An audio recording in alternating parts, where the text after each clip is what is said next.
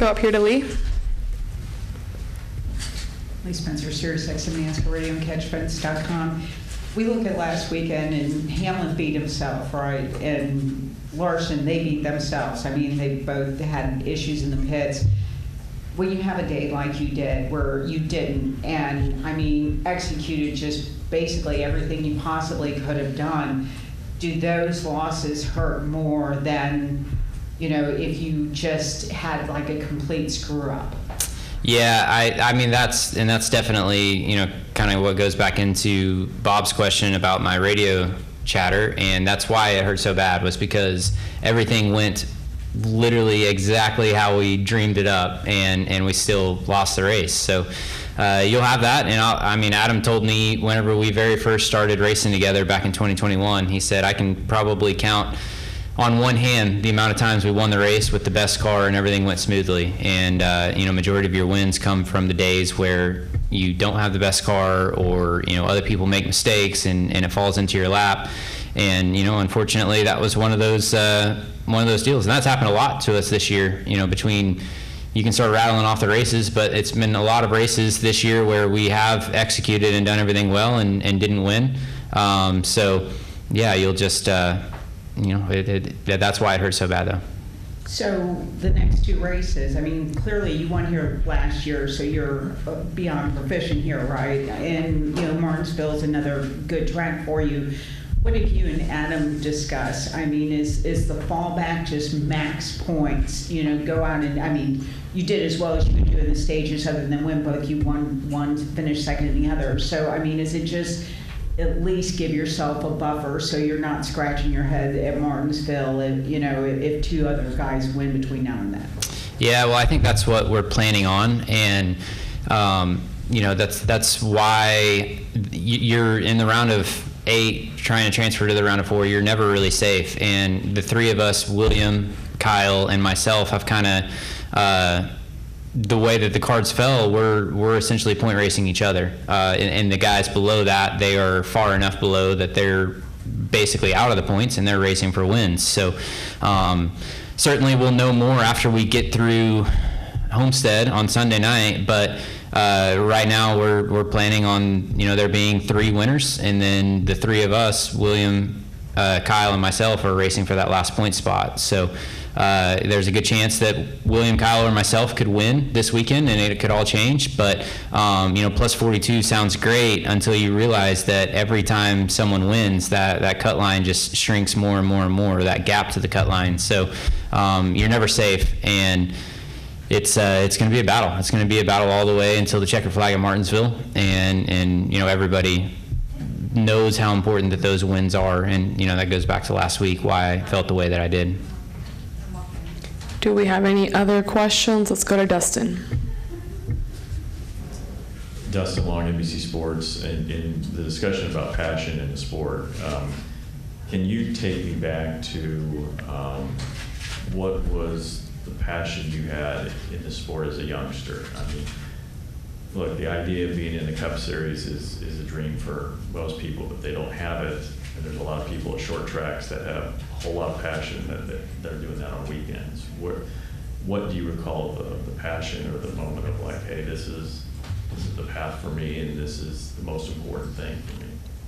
Yeah, I mean, it's tough, because the path to get here is so unclear as a kid, in my shoes growing up dirt track racing. And the thing that is just so hard to fathom is there are literally 38 cars that race on Sunday, and how many racers in the United States want one of those 38 rides. So just the number is so small, and to get yourself in this position is so hard that as for me, I never thought it was a possibility. So whenever the door started opening up, whenever I started driving for Toyota in the USAC ranks, it was, the door was opened up, but the path to get through it was so far away, because now all of a sudden, okay, you're in with a manufacturer, but at the time, I think we had JGR and MWR, what was that, 6 cars? I don't even know, but still, just you go from 38 to 6, and it becomes so incredibly difficult to get one of those rides. And yeah, I never really saw the pathway to Cup, I guess. Like it was hard for me to envision that. Even whenever I was in Xfinity, at the time, JGR had Eric Jones in the 20 car, and then, you know, younger veterans with Denny Carl, and Kyle Busch.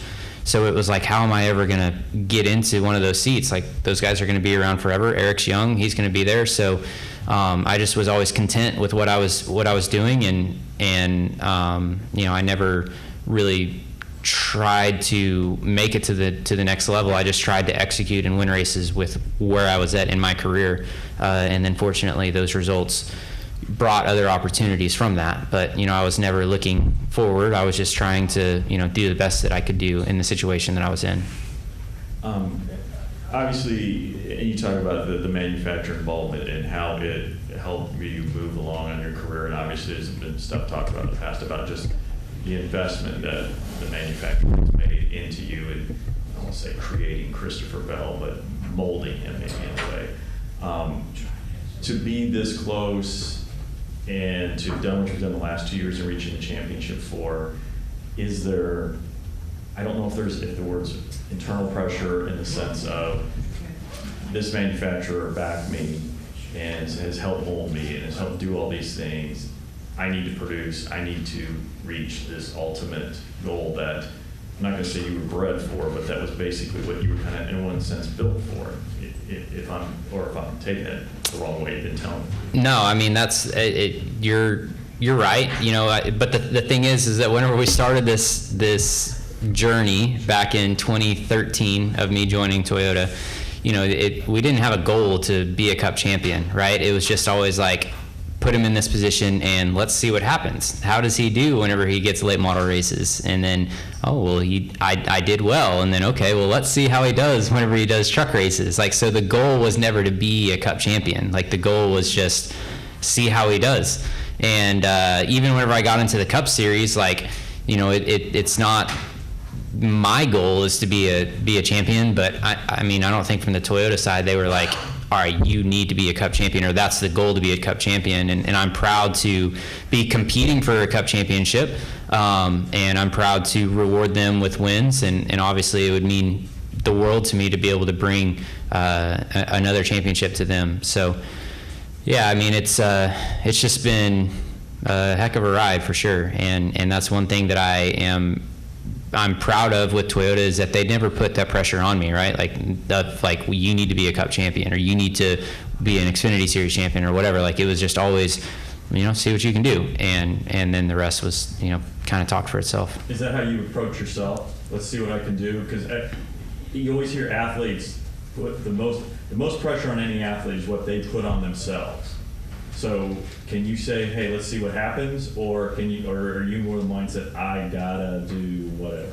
Yeah, I mean, I completely agree that I put the most pressure on myself out of anybody. But, you know, for me, I always just try to not envision the end goal, and just focus on what the process is to get there. And that's always been my MO. You know, I've never been one to set goals of like, you have to do this many top fives or this many wins or whatever. You know, and I guess a little bit of it is like the goal ever since I got into the sport was like to make that championship race and be a part of that Final Four. But there's many ways to get there to that. So yeah, I've always with myself just focused on the job and not the end goal of like saying I need this many stats or this many race wins. Is that from your dad, or the early racing days when you guys it was more about just going out because you didn't have the equipment to do as much? I mean, does it come from that, or that just seems like an interesting perspective, and not to get caught up in everything that can swirl around you? Yeah, I mean, it definitely stems from the people that I grew up around and have, you know, instilled knowledge inside of me. You know, I go to my dad and my uncle and my car owners in my younger years, where they, you know, they I guess molded me into who I am. So yeah, that was always what I've been trained is, you know, not focus on what's out there, just focus on doing your job the best that you can.